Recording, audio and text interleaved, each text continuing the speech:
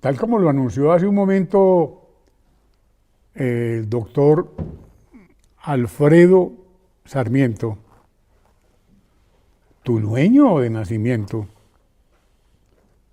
eh, graduado en la Universidad de los Andes con honores, un hombre preparado para oficio, quien nos ha nutrido y de qué manera con distintos temas, pasando por Costaín,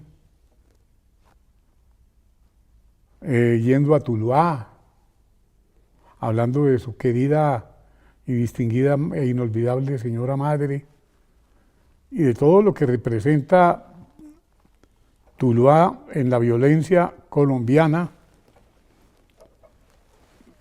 y nuestras fuerzas militares y de policía. ¿Usted cómo ve ese tema de nuestras fuerzas militares y de su gerente liquidador de las mismas, como lo califica inteligentemente Alfredo Sarmiento? William, muchas gracias por invitarme. Yo creo que voy a recoger las palabras del papá de la sargento del ejército secuestrada, el señor Gerardo Ramírez, cuando dijo que ese ministro lo que es un desubicado. Y eso es lo que es, William. Contextualice el tema, porque la gente no... Bueno, lo primero, contarles a todos ustedes que en penosas circunstancias, una sargento segunda que se desplazaba entre Melgar y Fortuna en Arauca fue secuestrada por el ELN, precisamente en las postrimerías de la firma del decreto del cese al fuego, entre Melgar y Fortuna Arauca, sí. En Arauca, perfecto. Entonces secuestran a la sargento segunda Karine Ramírez y sale el ministro de la Defensa a dar unas declaraciones en Blue Radio a decir que había una imprudencia por parte de la sargento. Entonces, inmediatamente ripostó el padre de la sargento, don Gerardo, y salió y dijo, ese ministro lo que es un desubicado. Y yo no podía encontrar una mejor descripción, es un desorientado total.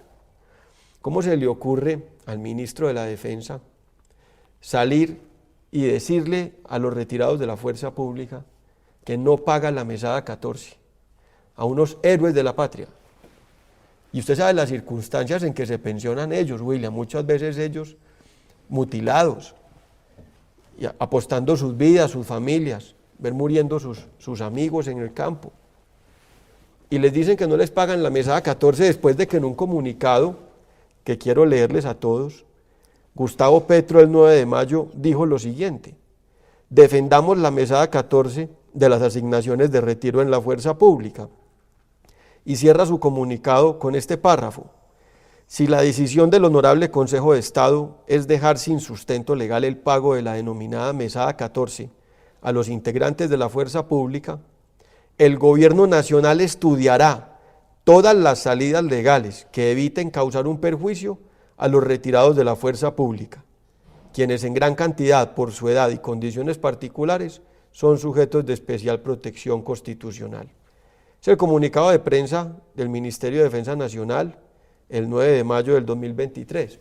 O sea que no pasaron 2 meses y ya les dijeron que no les pagan, pero al tiempo el presidente de la República sí anunció la creación del Ministerio de la Igualdad con un presupuesto que parte de 500.000 millones de pesos. Uy, Dios mío bendito. Con 744 funcionarios, 5 viceministerios, y al mismo tiempo anuncia que le va a pagar a los jóvenes en paz, los jóvenes de la primera línea, para que no asesinen. Entonces uno se pregunta, ¿qué está haciendo el ministro de la Defensa? Que no sea otra cosa que desmontando nuestra fuerza pública. Primero, le dio un golpe a la policía al permitir politizarla. Y mire el manejo que le ha dado, pésimo manejo que se le ha dado a toda esta coyuntura generada por la corrupción de Casa de Nariño, con el suicidio, como suicidaron al coronel Oscar Dávila de la policía, y salió el coronel Feria a decir que fue él la persona que ordenó las chuzadas y los seguimientos. Entonces uno dice qué manejo le están dando a la policía, politizándola. Y a las fuerzas militares ni se diga, porque lo primero que les dicen en ese decreto al cese es que tienen que cesar las operaciones, pero los únicos que no cesan son el ELN. Esta mañana, en un fuerte atentado contra la policía de Bucaramanga, que ya se atribuyó el ELN, y como lo ha dicho el defensor del pueblo, pues el que más ha vulnerado el cese puede ser el frente y las disidencias de Iván Mordisco, pero también estamos dialogando con ellos. Entonces, los que se decían defensores de derechos humanos, y uno se pregunta cuáles derechos están defendiendo. Mientras no le pagan la mesada 14 a los retirados de nuestra fuerza pública, y mientras desmoralizan a nuestra fuerza pública, y aquí en este programa lo dijimos, William, cuando el ministro y el presidente de la República procedieron con el retiro de más de 52 generales. Estaban desmontando nuestra fuerza pública, y eso nos iba a costar a todos nosotros. ¿Cuántas vidas? Hoy lo dicen los transportadores, no tienen garantía ninguna para operar en Colombia. ¿Cuántos transportadores han asesinado en estos meses que van del año? ¿Cuántos carros han incinerado? Y entonces uno dice, el orden público de Colombia, ¿dónde está? ¿Y por qué el presidente no cumple su misión constitucional? ¿En manos de quién estamos entonces? Bueno, William, yo creo que el llamado a todos a manifestarnos y a marchar, a solidarizarnos con los miembros de la fuerza pública este 19 de julio, debemos atenderlo todos. Nadie se quede en sus casas. Salgan todos con sus familias, con sus amigos. Apoyemos y solidaricémonos con los miembros de la fuerza pública que ya les dijeron que no les van a pagar su pensión y su mesada 14. A personas que han sacrificado todo por todos nosotros. Ellos son los grandes sacrificados de nuestra democracia. Hay que apoyarlos. Hay un tema que a mí no se me puede olvidar. En la India pagaban a quien recuperara a las cobras que tenían inundado ese país. Obviamente, con el tiempo, dejaron de pagarles.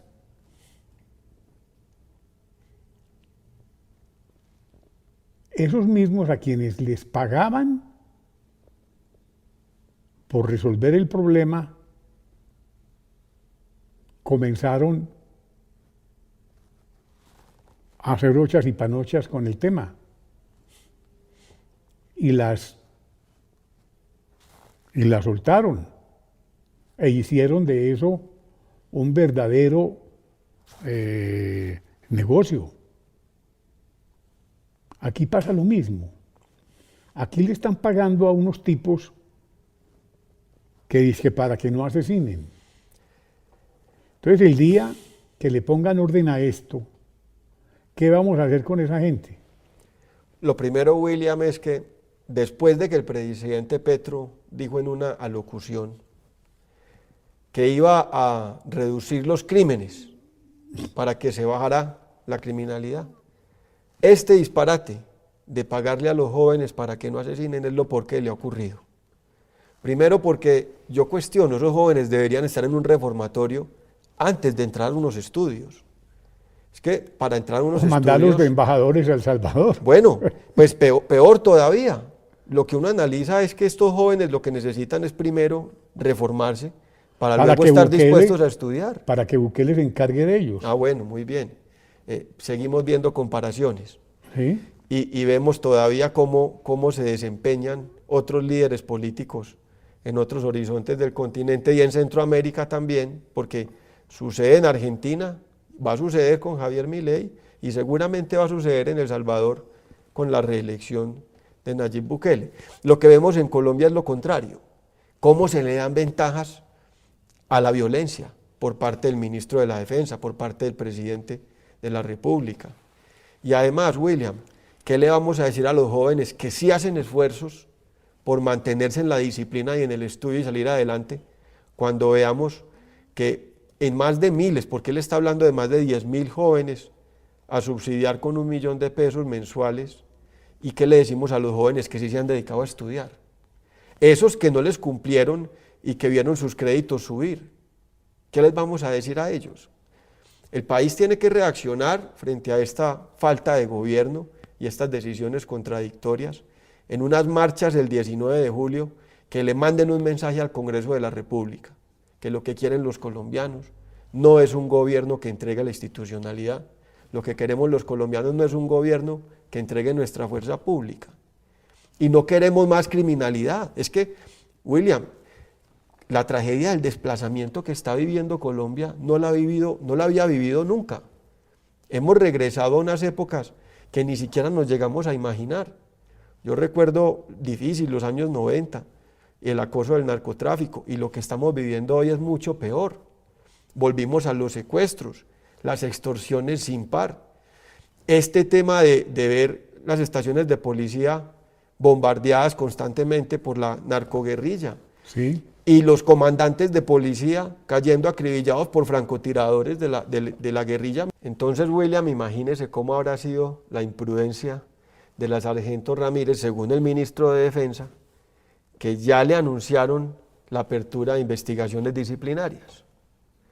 Y uno se pregunta, si el mensaje del ministro es que la sargento Karina Ramírez es imprudente porque se estaba desplazando por tierra entre Melgar y Fortuna en Arauca, ¿cuál es el turismo, el nuevo petróleo que le quiere traer Gustavo Petro a Colombia? ¿Qué tal? Si los colombianos no podemos viajar, por supuesto no al Casanare ni a Arauca, ¿cierto? Por la vía que se transportaba la sargento. Seguramente tampoco por el Huila, donde estuvo patrullando hoy las disidencias de Iván Mordisco, ahí cerca de La Plata, en el Huila. Seguramente tampoco podrán viajar al Caquetá, donde tenemos esa riqueza tan importante de la naturaleza, porque allá también operan los grupos al margen de la ley. O no podremos tampoco viajar al norte de Santander, ni siquiera al Cesar, porque es que el ELN también opera en el Cesar. Y seguramente tampoco podremos viajar a Sucre, a Córdoba, en Antioquia, en el nordeste Chocó antioqueño. Bueno, el Chocó pues sí menos con ese trama de los desplazados que tenemos en este momento. Y entonces uno dice, ¿a dónde vamos a viajar los colombianos que según el ministro de la Defensa somos imprudentes? Porque nos desplazamos donde hay lugares donde hace presencia esos narcoterroristas a los cuales ellos le están dando ventajas. Que nos digan a cuáles departamentos podemos viajar. Porque estaban muy bravos con los Estados Unidos cuando sacaron una circular advirtiéndole a los americanos que no podían viajar a Colombia. Y entonces ahora el ministro de la Defensa sale a calificar de imprudente a la sargento Karina Ramírez. No puede ser. Bueno, es que me dicen las personas que nos están viendo que ampliando el tema de la India, o mejor dicho, volviendo al tema de la India, allá tenían problemas con las serpientes cobra. El gobierno se idea el plan para pagar por cada cobra capturada. Resultado, la gente empezó a criar cobras. Cuando el gobierno se entera, cancela el pago. Resultado, la gente liberó miles de cobras, causando más muerte que antes. Adivinen qué pasará si le pagan a cada delincuente para que nos mate. Los delincuentes crecerán potencialmente. Y esto se convertiría en una verdadera matazón histórica. Así es, William, y que le pregunten al ministro Velasco cómo le parece esa metáfora. Ese sí es. Porque el ministro salió a decir a los colombianos, campante como El hijo si de nada, Omar Henry Velasco. salió a decir que era una metáfora que Petro hubiese dicho que les iba a pagar por dejar de matar. Pero mire lo que usted está contando, y así es. El presidente lo que está haciendo es permitiendo que se reproduzca la violencia, con sus ceses al fuego, con sus anuncios de pagarle a estos jóvenes, que él denomina jóvenes en paz. Pero lo que vivimos en Colombia no fue una avalancha de jóvenes en paz. Es que, William, hicieron cierres de las carreteras donde murieron niños, ¿cierto? Quemaron los monumentos públicos, atentaron contra la infraestructura de transporte, secuestraron, torturaron, No se le olvide los agentes de la policía que asesinaron y contra quienes arremetieron quemando sus CAIs con ellos adentro. Entonces, esos son los jóvenes a los que le van a pagar un subsidio de 1 millón de pesos mensuales, mientras a los retirados de nuestra fuerza pública no le pagan la mesada 14. No, no hay derecho. Bueno, todos a marchar, pero tenemos que salir es todos.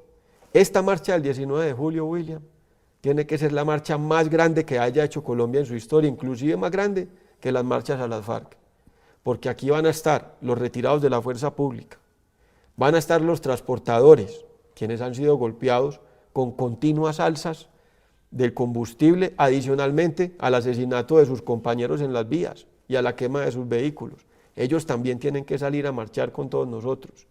Y por supuesto los colombianos, que pretende afectar el gobierno de Gustavo Petro con esas reformas en el Congreso. Es que el Congreso se posesiona el 20 de julio. Entonces el 19 de julio es una fecha muy propicia para que todos salgamos a manifestarnos. Aquí hay muchas cosas que a uno le están quedando muy claras. Este país va para una confrontación muy dura y quizás más violenta que la que se vivió hace 60 años.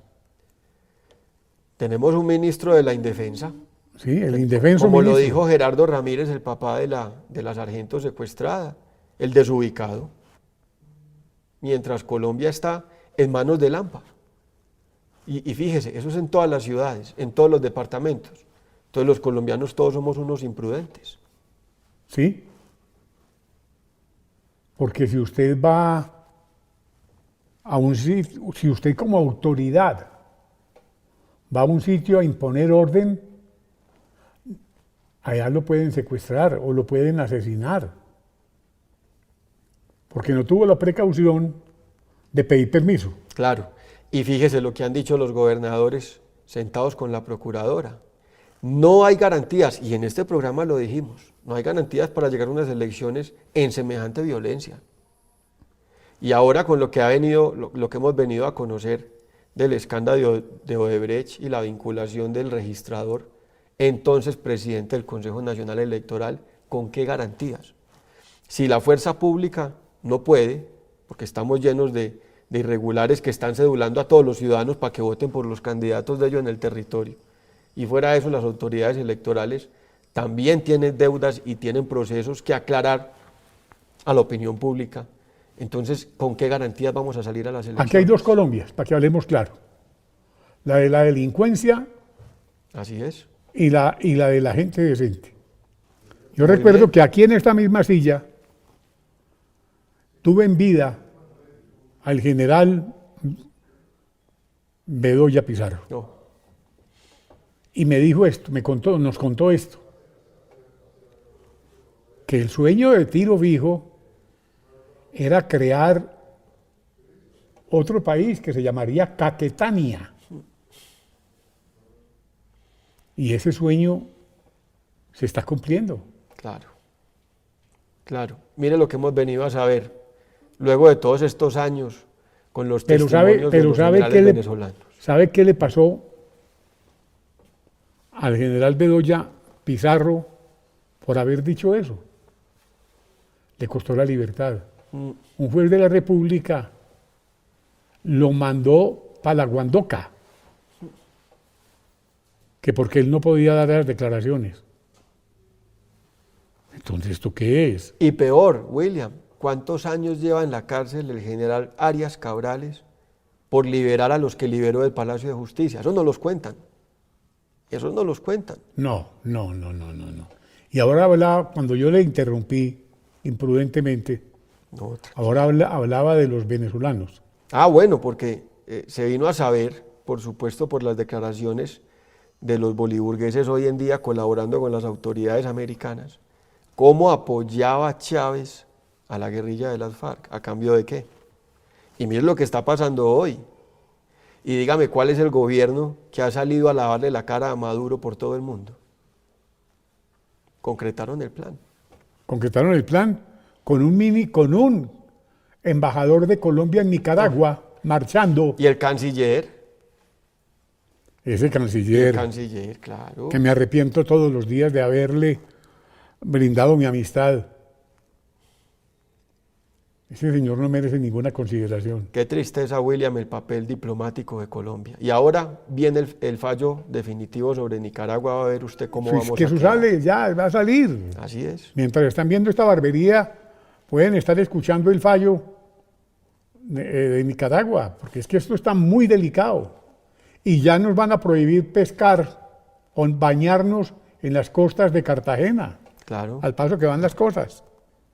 Bueno, antes de que lleguen por nosotros, Bueno, perfecto. le agradezco infinitamente. No, William, a usted, a toda la audiencia Como siempre nos de la nutre. barbería, muchas gracias y quede bien mutilado. Quedó perfecto. Quedó mejor motilado que Alfredo. Bueno, William, hasta luego. Hasta luego, jefe.